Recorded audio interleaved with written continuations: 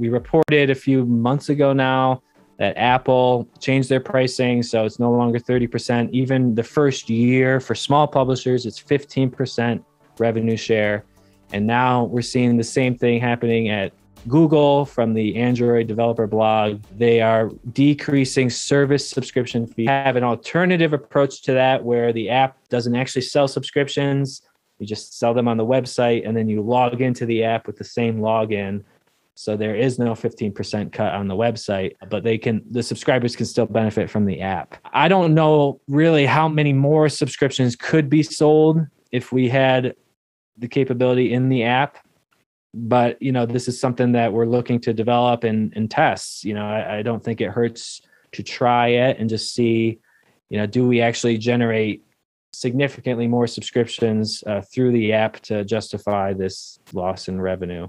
And I'm assuming that this would be app is enough to, offset that cost. If you were a publisher, how would you approach this decision, whether to sell subscriptions through your app or not? I would look at the statistics to see how well we're doing. If we're down and the market's down right now for everybody, it might be possible to spring for that extra, 15% to sell one like Google or Apple or wherever to get those subscriptions.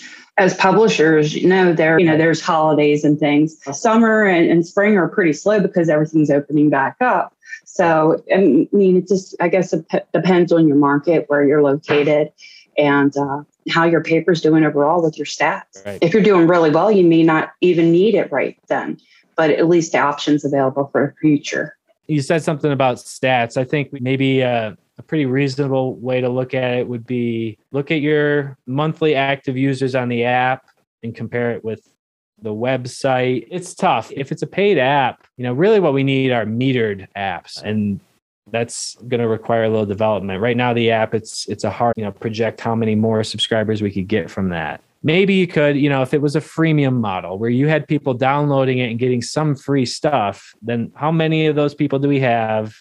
And then say, okay, if we can convert 1% of them, how much revenue would that be? And try to scale it from there. It's a percentage, at least, it's not a fixed fee. So, you're not paying anything to offer this.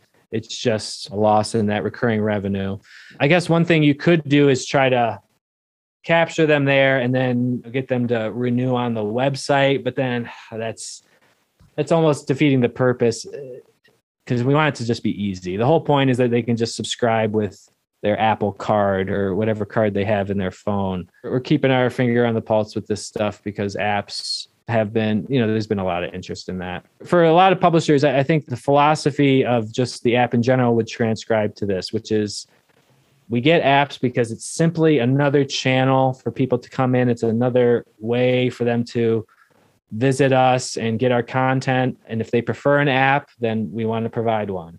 Same idea here. If they just buy all their things through apps and they, never actually pull out their credit card and type their number into a responsive website, then we really want to have this option out there for them. Thanks for watching Today in News Tech, the podcast covering innovation in digital journalism. You can follow us on Facebook, Twitter, and subscribe on YouTube or any of your favorite podcast apps. We'll see you tomorrow.